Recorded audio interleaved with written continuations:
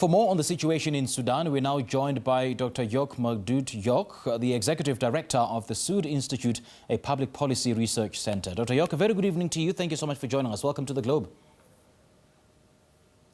Very good evening to you, sir. Welcome to your viewers, and I'm happy to be back. Indeed, it's an absolute pleasure having you join us this evening, Dr. Jok. I mean, first of all, is Sudan's civilian military, government falling apart?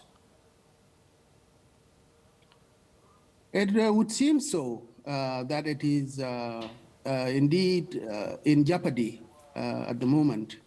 You see, what happened in that spectacular revolution that toppled alBashir, 30-year dictator, there were some elements of Sudanese society who did not participate in that protest. Those people were pro-alBashir and pro the military rule at that time. They kept quiet, and the revolution took place. alBashir was gone, and a coalition government was set up. And everybody pinned their hopes on that coalition government. Sudan had been a battered country by multiple war fronts, by the economic sanctions, by divisions, such that a government such as what was formed in June, July, August of 2019, everybody thought this was now a salvation for the country.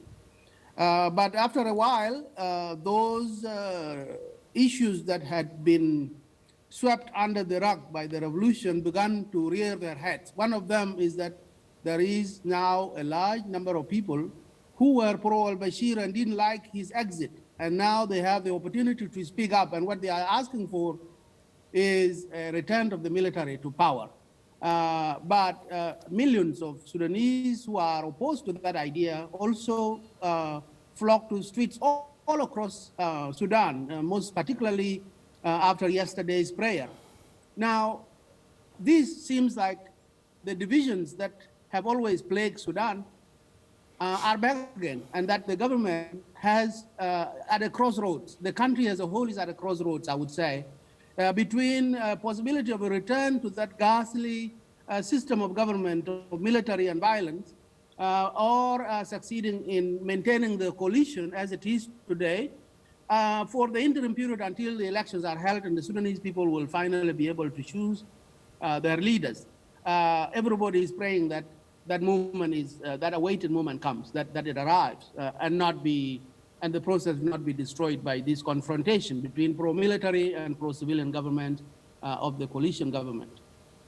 And the world received a wake-up call last week when we've learned of an attempted coup on the government. And we do understand that the forces loyal to former President Omar alBashir are ostensibly and allegedly behind this coup attempt. So what does it mean? I mean, does it mean that former President Omar alBashir still wields enormous influence and he probably is plotting a comeback if these reports are true?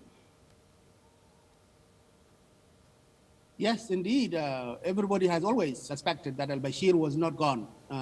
By virtue of having in power the military council made up of people like Abdel Fattah al-Burhan, who was a well-known military leader with links to the atrocities that have happened all across Sudan.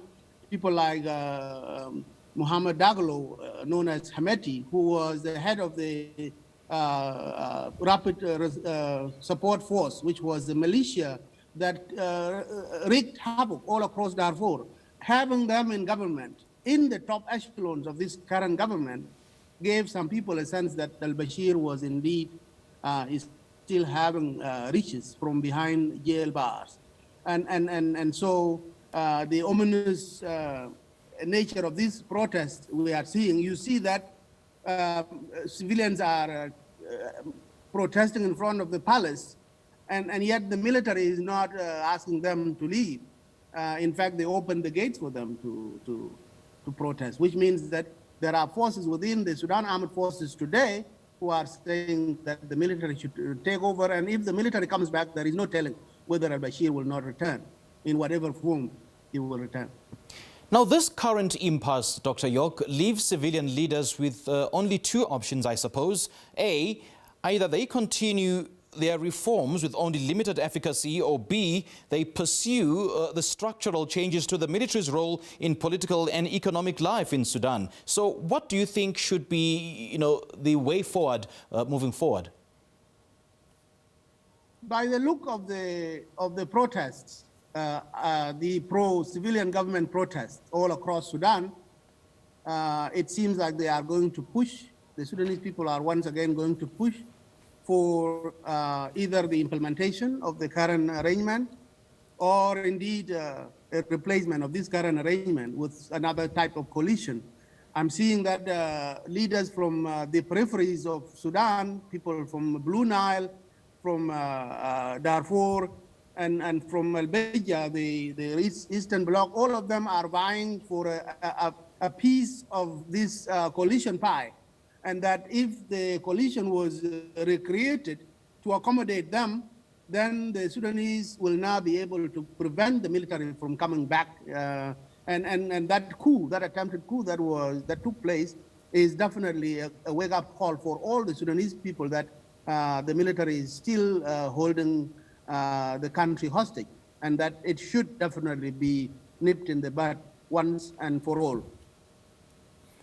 Well, the military, I suppose, has also created its own facts on the ground with regards to the narrative that civilian leaders are incapable of managing the country's complex ethnic, security and as well as economic challenges. So is this the reason perhaps why they are trying to discredit the civilian leaders and continue on their own? Because they're basically saying that the civilian leaders cannot manage the country on their own, hence the partnership between the military and the civilian leaders. Well, that is usually another way of calling for the use of violence as a way to govern, yes, which as the military has always done. So I don't think too many Sudanese people are buying that idea that the civilians are not capable of running the country. If that was the case, why not just wait for elections which are slated to happen next year? And then the Sudanese people will have a say once and for all. I think what is happening here is the old regime is trying to come back on the back of these allegations that the civilian government is not managing the country. The civilian government has inherited a country that was destroyed economic-wise and in terms of diplomatic relations, in terms of the breakup of Sudan, which South Sudan went with the oil proceeds, and with massive debt from that regime, and the money that was siphoned off the country has no return. So to turn around in such a short time and accuse the civilian government of failure to govern is simply to be myopic and not conscious of the 30 years destruction that had preceded their coming to power. Okay, let's talk about the terms of Sudan's transitional constitutional charter. Does the chairperson of the Sovereign Council have the power to transfer to a civilian midway through this transition?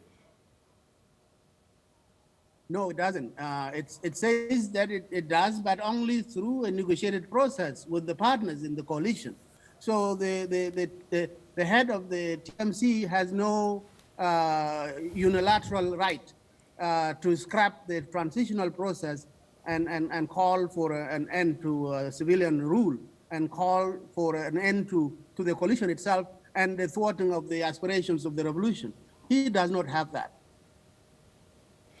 Okay, and there's also the element of the constitutional charter remaining unimplemented, namely the seating of a transitional legislative council. Just how much of an impact then would this have in terms of the transition, transition into a civilian government? Well, there should have been a transitional legislature, which is being slowed down by military section of the coalition. Had there been a successful selection of legislature, then the making of the constitution and the calling for the constitutional conference to end the issues of Sudan regarding ethnic diversity, regarding the war and reparations for war-affected areas, all the things that were needed in order to stabilize Sudan before you get to the elections would have been done. but it seems true to the colors of the military, especially those ones in power now. They have been thwarting all that effort in order for them to now come with this allegation that the civilian government has failed, and therefore it must be, the powers must be taken back into the hands of the military to then be able to control. But that control usually is another way of saying that those regions, those peripheries of Sudan, which are now have become party to this government, have been given too much power. And that is synonymous with racist attitude, with religious bigotry, and with ethnic divisions of Sudan. And the longer the Sudan government continues to do this at the hands of the regime, the more likely that Sudan is in threat of further disintegration. South Sudan left, and it was because of this obtuse politics. Other regions of Sudan will probably choose to part ways with the Union should they fail to get the share that they think they deserve as equal citizens.